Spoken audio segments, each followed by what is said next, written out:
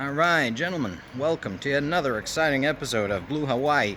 And today we're going to have to talk about the Baltic states. Specifically, what's happened is that the United States Department of Defense has ended financial assistance to the Baltic state that will help them shore up their defenses and purchase armaments to defend against potential Russian invasion. And this decision was probably made by, what's his name, Elbridge Colby, the guy who spent the better part of the past 5 years saying that America should just separate itself from Europe in order to focus on Asia, and specifically China. And then recently what happened is, of course, the National Defense Strategy of the Department of Defense came out, and well, it turns out that they're just going to let China do whatever the fuck it wants because, well, yeah, this is MAGA, and like I said, they are pro-China. But that's a subject for another video. We're going to discuss that another time. But this is very interesting what they did with the financial investment. Now, we're not really talking about a huge amount in terms of dollars. It's, I think, $260 or $280 million per country. So that's 3 states. Now, $260 million can be quite a lot of money for a small state like Latvia. Although even to a small state, it's slim pickings, and it's virtually nothing in terms of United States military spending. But the primary effect of this end of assistance is going to be symbolic. Now, as I've said in the past, in I don't really remember which video, but it's one of the earlier ones, is that both Trump and Putin, they share a view of European states that European states are essentially American vassals. Now, what does that mean? It means that the Americans say jump and the Europeans say how high. That in practice that does not happen. The Western Empire, or the American Empire, if you want to be uncharitable, is not an empire like the Roman Empire was, or the Russian Empire is today. It is a hegemonic empire in the sense that it's a collection of sovereign, independent states which have a hegemon. The hegemon in the United States, in it that it is the single most powerful state of the alliance, right? And this is NATO essentially, and everyone else in the alliance relies on this central hegemonic state for their security, and for this the hegemon is owed deference and loyalty. But fundamentally, each of these states is a free and sovereign state and can choose to set its own course in terms of foreign policy. Now, they usually don't, but there's no legal mechanism to compel them to do so, because this is how hegemony operates. And it allows essentially empires to grow in scale and scope and size. And this is how it was done in the ancient world before the Romans as well. And it worked well for those guys, and I think it's working well for the West right now. But it requires a little bit of IQ to wrap your head around a hegemonic type empire, to understand that even though all of these countries are indeed sovereign and independent, they do actually act in concert because they have common values. They have ties that bind. Very often they have actual kinship bounds, so let's not get into that on YouTube. It's a little bit of a sensitive subject here, but that's the way you run hegemonic empire. You don't really see the ties between the member states of the alliance, and you don't really see the means in which the hegemon can not even really compel, but demand compliance. And yet it does, and yet compliance is high, and possibly even higher than in a traditional empire. Possibly because the, let's call them subsidiary states, aren't whipped into compliance. Their assistance is asked for, formally asked for, and that counts for a lot in diplomacy. And diplomacy, courtesy and politeness count for a lot. Now, it takes a little bit of intelligence, including social intelligence, to understand how a hegemonic empire functions. And this is a degree of intelligence, both in terms of just raw intellect, as well as social intelligence, that both Trump and MAGA and Putin and the Russian establishment lack, because they are criminal thugs, because they are the scum of the earth, people who essentially get what they want by force, or in Trump's case, by blackmail.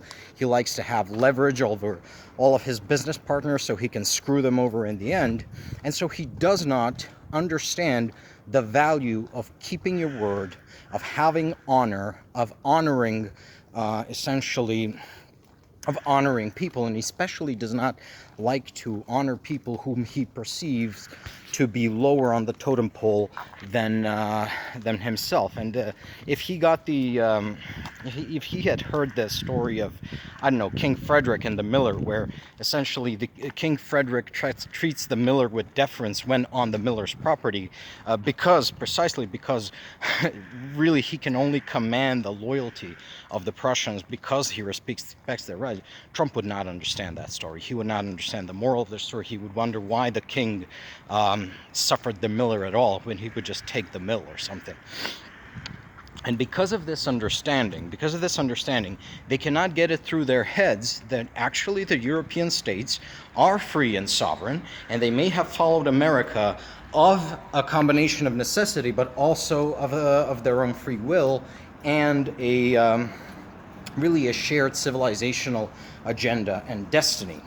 And that if European states are ordered by America to surrender to Russia, then they will not do it, because that conflicts with not only the individual agenda of the European states, and would not only be an intolerable imposition on their sovereignty, but it also goes against the broader civilizational destiny of European civilization.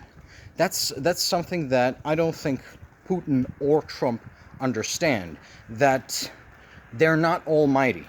And just like a king cannot give an order that would result in the destruction of the kingdom and expect that order to be obeyed. And history is replete with instances of kings issuing self-destructive orders and their nominal subjects, just flat out refusing to obey. Now, maybe not in so many words, but by this disobedience, they save the kingdom.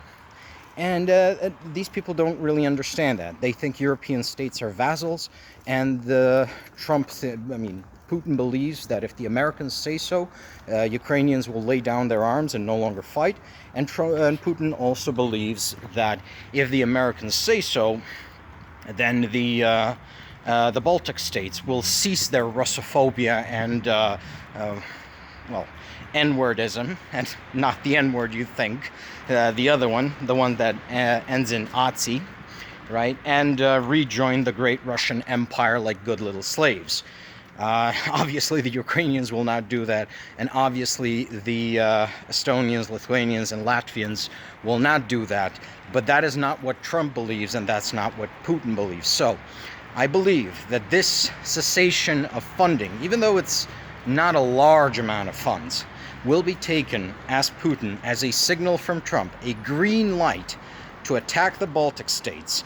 Maybe have a full-scale invasion, or maybe just have a provocation to test the mettle of NATO, as foreseen by Anders Puck-Nielsen. And I suggest everyone go to Anders Puck-Nielsen's channel and look for the video where he essentially predicts that Russia may attack one of the Baltic states while the war in Ukraine is still ongoing, in order to test the resolve of NATO. And I tend to agree with Nielsen that this is possible, although I assign a lower degree of probability to it than he does.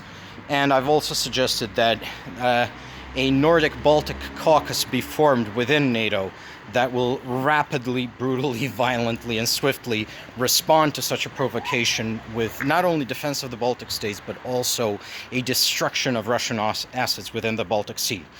But this act by the Trump Department of Defense, and I'm just keep keep calling it defense because its name cannot be changed except an act of Congress, and there hasn't been an act of Congress to change the name of the Department of Defense, will be interpreted by Putin as a green light. Okay, that the two guys who cannot grok the idea of a hegemonic empire believe that they are signaling to each other, okay, you go get these three irrelevant little statelets. I don't need them anyways.